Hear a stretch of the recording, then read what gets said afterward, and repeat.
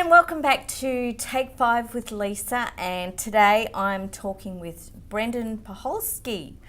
He's come into Arts Access today to tell us all about his arts practice. So welcome Brendan, welcome to Take 5. It's lovely having you in here today.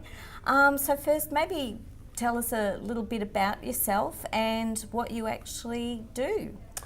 Okay, well, I'm a writer, and I'm actually doing a media and communications course at Swinburne at the moment. Wow. And I've written some short stories. I've written some, what else? I've written some letters to the newspaper, which have been published. Good. Yes. And I've also done some editing of a couple of publications for a few people. Yeah. I've also done a little bit of reviewing for a long time ago for Arts Access. Really? At the time, they asked whether people with a disability could forward any reviews of any shows that they were seeing, because I'm a bit of a theatrephile as well. Okay.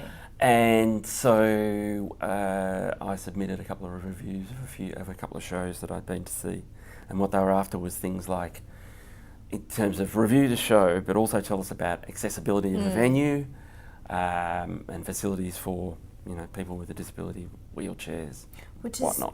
Accessibility is really important. I mean, absolutely critical. It's how can you thoroughly enjoy a show if it's not 100% accessible to you? Absolutely critical. Great. How did you get involved in writing? Were you always a writer, or? I wasn't always a writer.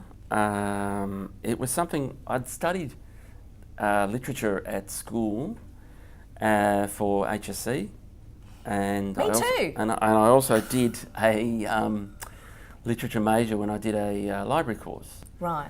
And then I started to get into a little bit of writing. It was a kind of an itch that one has to scratch.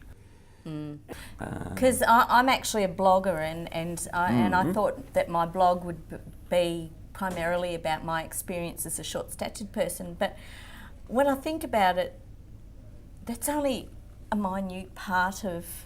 Did you find once you started watching started writing the blog, that you were writing about other things? Yeah, exactly. Yes, and I go, well, I write more about my craft and people I see in the street and things like that. So maybe that's just part of the writer's process. So I think I find that certainly in terms of a writer's process, that is the way it goes. Because I kind of sit down at a desk and say, right. I'm not going to sit down at a desk and say, right, I'm going to write about the teapot. That's not really very practical. No. So you just start to write. You just got to confront the blank piece of paper or the blank screen and start to write.